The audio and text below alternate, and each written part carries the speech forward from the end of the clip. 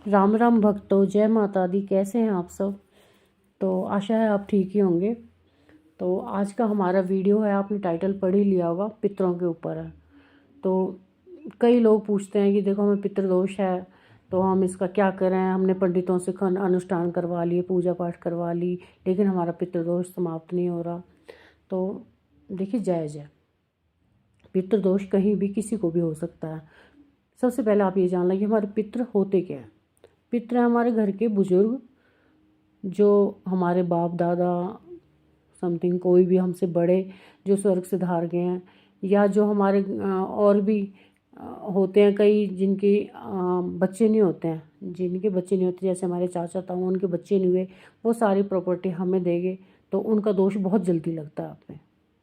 उनका दोष, जैसे हमारे कोई भी जिनकी प्रॉपर्टी हमारे पास है वो हमारे पितृ हैं, और हमारा पितृदोष मतलब ज़रूर लगेगा अगर हमसे कोई गलती होगी है तो सबसे पहले मैं यही कहना चाहूँगी कि अपने माता पिता के अलावा हमारे पास किसी की संपत्ति ना आए, भगवान ऐसा ना करे।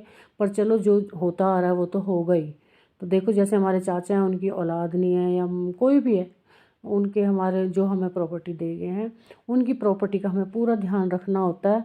अगर हमसे उसमें कोई त्रुटि हो जाती है तो वहीं पितृदोष लग जाते हैं।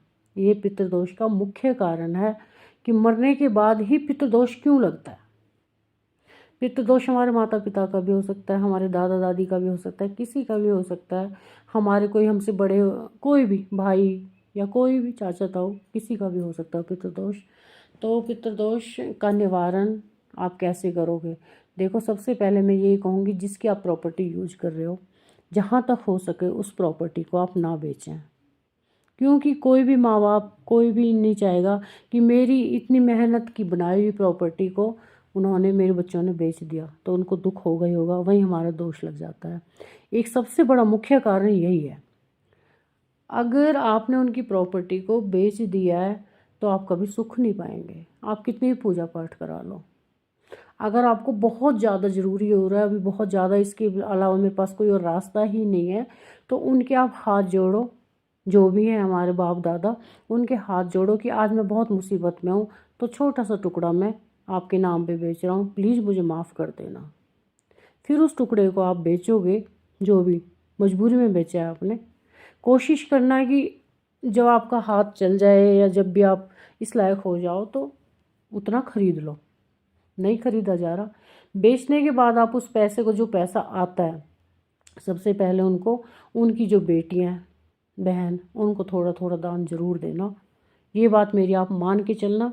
जो भी उनकी, जिनके नाम की प्रॉपर्टी है, उनकी बेटी या बहन को वो थोड़ा बहुत दान उसमें से ज़रूर देना है, और उनके नाम का थोड़ा सा पूजा पाठ करवा देना। ये पितृदोष का, ये इस चीज़ का निवारण है कि आपने ज़मीन बेची, उसका दोष लगा। अब मैं आपको बताऊंगी छोटी छोटी चीज़ें, जैसे आप मतलब श्राद्धों में उनका भोजन नहीं निकाल रहे हैं, ये छोटी छोटी चीज़ें हैं, तो इस चीज़ का आप ध्यान रखें कि वो हमारे अब जीवन में नहीं है, लेकिन फिर भी हमें उनका अपना, जो भी उनका समय है, श्राद्ध है, जब भी निकालते, अमावस्या है, तो उनका ज़रूर टुकड़ा निकालें, रोटी निकालें उनके नाम से, कुत्तों को और गाय को ज़रूर दें।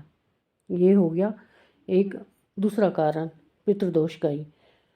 अब मैं आपको ये बताती हूँ, एक तो पितृदोष जब लग जाता है, उसमें आपके भगवान, आप कितनी भी पूजा कर लो, भगवान पितृदोष के बीच में बिल्कुल भी नहीं आते हैं। ये मेरी आजमाई हुई चीज़ है। देखो, मैं वही वीडियो लाती हूँ जो मेरे साथ बीत चुका है, लाभ हानि जो भी मेरे साथ हुआ है, वही मैं आपके साथ शेयर करती हूँ। ये ज़रूर, बस इतना ही कहूँगी मैं कि जहाँ तक हो सके उनको खुश रखो, क्योंकि वो मर चुके हैं, हमारे जीवन में तो है नहीं वो। तो अब जो हो गया वो तो हो गया, लेकिन उनको जहाँ तक हो सके उनका नाम भी लो, और उनका जो भी जैसा भी होता है, भोजन वगैरह जो निकालते हो वो निकालो समय समय पर, जो अमावस्या श्राद्ध जो भी है, तो पितृदोष आपको नहीं लगेगा। ये चीज़ें तो थी मरने के बाद। अब मैं कहती हूँ पितृदोष ना ही लगे, तो इसका क्या कारण है भी नहीं लगे, तो इसका ये बताती हूँ मैं। अगर आप ये चीज़ें कर लोगे, आपको पितृदोष कभी भी नहीं लगेगा। जो भी आपके माँ बाप है, मैंने पहले भी कई वीडियोज में बताया है, हमारा पूजा का मुख्य, जहाँ से हम मुख्य प्रवेश करेंगे ना, वहाँ सबसे पहले हमें बुज़ुर्गों की, घर के बच्चों की इज्जत करना सिखाया जाता है। तभी आप पूजा की एक स्टेप पे चढ़ सकते हो, एक सीढ़ी पे चढ़ सकते हो पहली पे, अन्यथा आपकी पूजा का कोई फल आपको नहीं मिलेगा। हमारे घर के जो भी बुज़ुर्ग हैं, माता पिता हैं, जो भी हमसे बड़े हैं, उनकी हमें आज्ञा का पालन करना है, उनका हमें दिल नहीं दुखाना है, उनसे हमने ज़ोर से बात नहीं करनी है, चीख के बिल्कुल भी नहीं करनी। वो हमसे जो कहते हैं वो हमारे भले के लिए कहते हैं। अगर उसमें आपको अपना भला नहीं दिख रहा है, सपोज हो सकता नहीं दिख रहा होगा, तो आप फिर भी उसको एक बार ध्यान से सुनो उसके बाद सोचो, लेकिन उन्हें पलट के जवाब नहीं देना है, बिल्कुल भी नहीं देना है। उनके पास आपके माँ बाप हैं, आप ड्यूटी से आ रहे हो, कहीं से भी आ रहे हो, उनके पास थोड़ी देर बैठो, सबसे पहले उनके पास बैठो। आप 5 मिनट अगर उनके पास बैठ लोगे, उनका दिल इतना खुश हो जाएगा कि मैं आपको बता नहीं सकती। आप खुद से इमेजिन करो कि कल को हमारी संतान हमारे पास नहीं बैठेगी, अभी तो आप जवान हो, बुजुर्ग हो जाओगे, तो हम पे क्या बीतेगी। वही काम करो जो कल को हमें अच्छा ना लगे, वो बिल्कुल भी ना करो। जो हम चाहते हैं वही काम आप दूसरों से एक्सेप्ट करोगे। बोलते हैं ना, जो बोया पेड़ बबूल का तो आम कहाँ से खाए, तो जो हम बोएंगे वही हम काटेंगे। तो कहने का मतलब ये है, अगर आप बुज़ुर्गों का सम्मान अच्छी तरह से कर लोगे, चाहे आपके सास ससुर हैं, चाहे आपके माता पिता हैं। देखो, माता पिता को तो सब प्यार करते हैं, लेकिन सास ससुर, जहाँ तक सास ससुर की बारी है, तो उनको इतना प्यार नहीं दिया जाता, बिल्कुल अनादर ही होता है उनका। कोई 1% परिवार ऐसा होगा जो अपने सास ससुर की पूरी अच्छे से सेवा कर रहा है। तो कितना भी आप पूजा पाठ कर लो, जब तक उनकी, बुजुर्गों की सेवा नहीं हुई, आपका पूजा पाठ व्यर्थ है, आपको कुछ नहीं मिलने वाला है। पैसा ही सब कुछ नहीं होता, बाकी सुख शांति भी बहुत बड़ी चीज़ होती है। तो इतना ही कहूँगी, जितने भी आपके घर के बड़े हैं, जो भी हैं, उनका सम्मान करना सीखो। आगे तभी आपकी संतान आपका सम्मान करेगी। जब आप ही नहीं करोगे, वैसे ही संतान देखेगी हमारे माँ बाप कर रहे हैं, तो माँ बाप तो जो करेंगे वो तो फॉलो करेंगे ही। गुरु और माँ बाप जो करते हैं, बच्चे वही फॉलो करते हैं। तो ऐसा काम करो कि जिससे हमारा फ़ायदा हो, कल को हमारे बच्चे भी हमें देख के वैसा ही करेंगे, और ज़रूर करेंगे।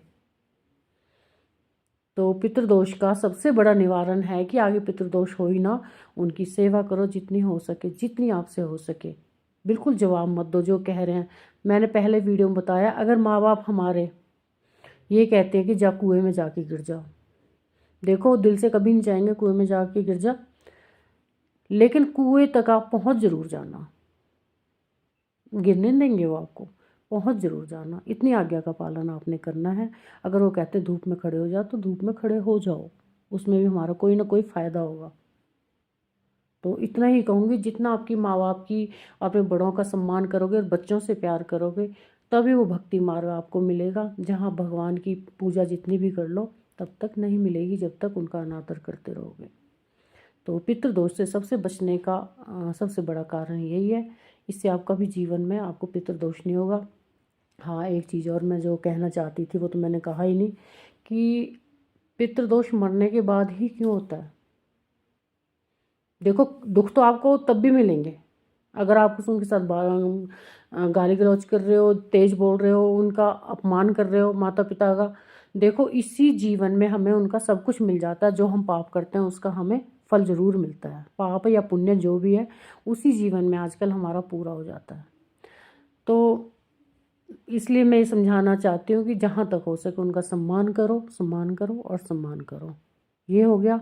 मरने के बाद ही पितृदोष क्यों होता है, इसका मैं अलग से वीडियो लेके आऊँगी, और बहुत जल्दी लेके आऊँगी। तब तक मेरे चैनल को सब्सक्राइब कर दीजिएगा, क्योंकि ऑलरेडी बहुत बड़ा हो गया है वीडियो। तो अगर आपको कोई भी बात मेरी ये बताई हुई बुरी लगती है तो कमेंट करें, अच्छी लगती है तो भी कमेंट करें। अगर आपको सच में दिल को छूने वाली है, देखो मैं पहले बोलती हूँ, पंडित नहीं हूँ मैं, कोई ज्योतिष नहीं हूँ, कुछ भी नहीं हूँ मैं सिर्फ साधारण सी स्त्री हूँ। और जो मेरे साथ बीता है, मैं थोड़ी बहुत पूजा फल थोड़ा सा कर लेती हूँ, बस इतना ही है। जो मैं अपना सुख ले रही हूँ, जो भी मैं नुकसान भुगत चुकी हूँ, वो आपके साथ शेयर करना चाहती हूँ कि इस चीज़ को मत करो, इससे मेरे को नुकसान हुआ, इस चीज़ को मत करो, और इस चीज़ को करोगे तो मेरा फ़ायदा हुआ था, आपका भी ज़रूर होगा। तो ये चीज़ें मैं छोटी छोटी आपको बताती रहूँगी, ताकि आपका जीवन में मेरी तरह सुख में हो जाए और प्रभु आपके समीप जल्दी आएँ, आपके दिल में बसें। तो अभी आज के लिए इतना ही काफ़ी है।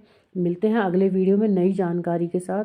तो पितरों के लिए मैं एक और वीडियो लेके आऊँगी, उसमें बताऊँगी कि पितृदोष मरने के बाद ही क्यों होता है। और तब तक के लिए चैनल को सब्सक्राइब कर दीजिएगा। राम राम, जय माता दी।